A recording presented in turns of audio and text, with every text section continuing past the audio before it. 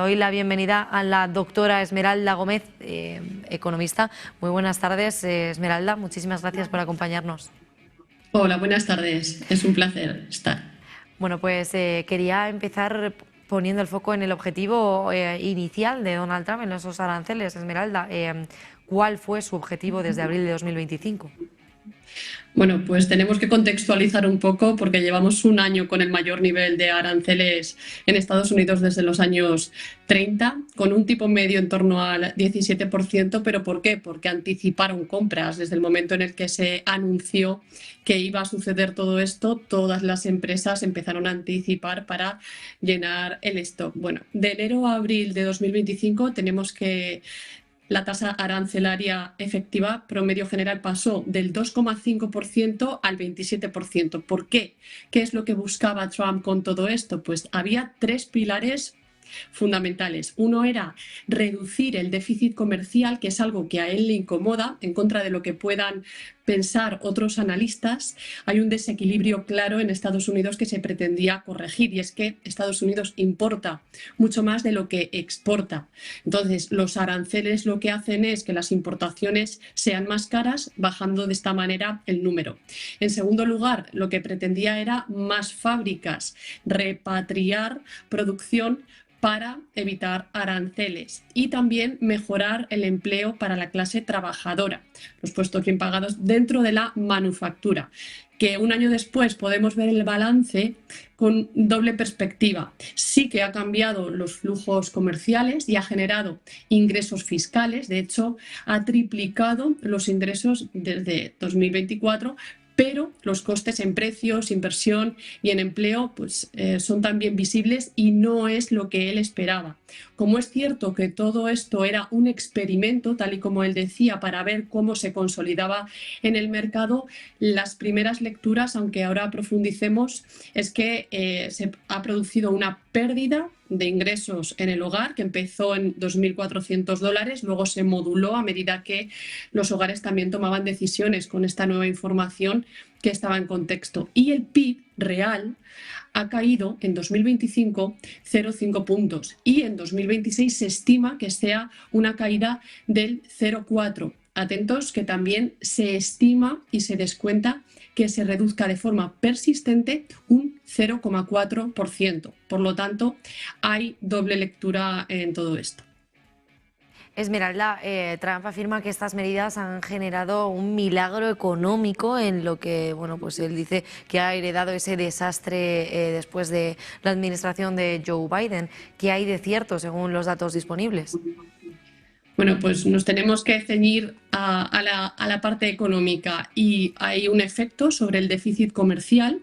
Aquí es ambiguo porque el déficit se ha reducido en los últimos meses, eso es cierto, pero tras un pico inicial de importaciones anticipadas, precisamente por esta noticia y estos aranceles que ha afectado principalmente a las empresas estadounidenses.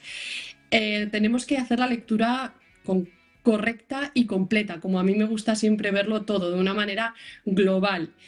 Y el gran titular era que Trump quería rescatar la manufactura, pero un año después el empleo industrial ha seguido cayendo. Esto ha tenido efectos en el mercado laboral, y es que la tasa de desempleo ha aumentado 0,3 puntos porcentuales en 2025 y se espera que sea 0,7 puntos para 2026. En este caso también los aranceles han elevado el nivel de precios alrededor de un 1,7%. Esto en el corto plazo. Ya han reducido el crecimiento del PIB, como digo. Todo esto lo tenemos que ir viendo. Es cierto que hay un repunte en la producción manufacturera que crece con un 2,7%, pero hay otros sectores que frenan, que son la construcción, que se contrae un 3,7%, y la agricultura, que también se contrae un 0,3%.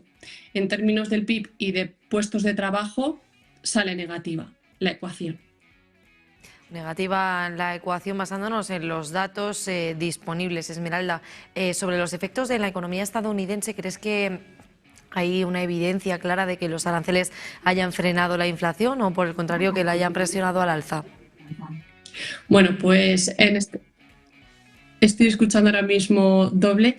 El impacto de la inflación realmente ha sido menor de lo que muchos temían inicialmente, porque los precios de los importados concretos han subido con fuerza, pero muchas empresas, lo que ha pasado aquí es que han absorbido parte de los márgenes, de manera que quien está pagando de momento los platos rotos son las empresas estadounidenses, al menos en este primer año. Como digo, son las que están absorbiendo principalmente y no se ha visto repercutido todavía los precios al alza del todo en la economía doméstica. Ya veremos también que a pesar de haber recaudado, como he dicho, con un aumento del casi el 200% con respecto al 2024, pero estas empresas ahora se le acaba el stock que tenía y vamos a ver ahora que ya no pueden estar amortiguando todo esto, con lo cual se va a ir trasladando este coste a la economía doméstica, a los hogares.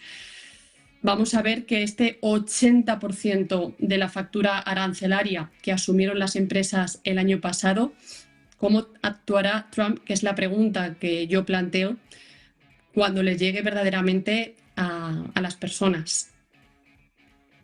Esmeralda, muchos mercados globales también han sufrido bueno, gran incertidumbre y cambios en las cadenas de suministro.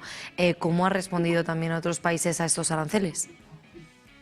Pues lo estamos viendo igual que la propia empresa estadounidense, dependiendo porque ha afectado absolutamente a todo. Como hemos visto, la construcción ha caído, a los bienes de consumo, el retail, la automotriz, la agricultura, la energía renovable. Estabais hablando recientemente de los conductores. Bueno, pues estamos todos realmente afectados. ¿Y qué hace al final la economía? Pues en un primer lugar absorbe el impacto que pueda tener en el corto plazo, pero después las empresas van relocalizando de nuevo también empresas, como lo que estaba pretendiendo también Trump, que era traer de nuevo industria a Estados Unidos, que se había deslocalizado en China, en México.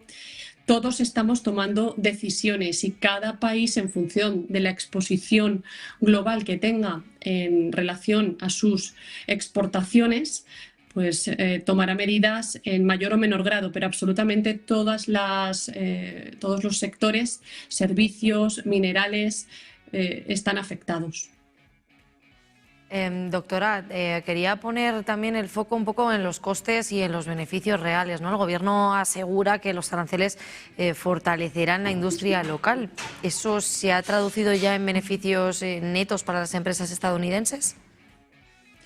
Pues de momento, como decía, no han provocado un desastre inmediato, pero sí que han introducido una prima de riesgo político que principalmente están sufriendo las empresas estadounidenses, que son las que han amortiguado el coste, porque verdaderamente a quien le afecta los aranceles en primer medida, en un primer momento, es a las empresas que están comprando, que son las estadounidenses. Por tanto, tenemos una ecuación que vamos a ver cómo se desarrolla a lo largo de 2026 y si realmente se va a consolidar el tema de los aranceles o va a rectificar o a adaptar alguna de sus medidas. Muchísimas gracias, doctora Esmeralda Gómez, economista. Muchísimas gracias por estar con nosotros y por aclarar un poco más pues, toda esta situación que de momento pues, deja muchas dudas y mucha incertidumbre, sobre todo de cara ya al futuro, cómo va a afectar y cómo, bueno, de qué manera puede salpicar también a las decisiones de política monetaria también. Muchísimas gracias, doctora. Que pase buen fin de semana. Igualmente.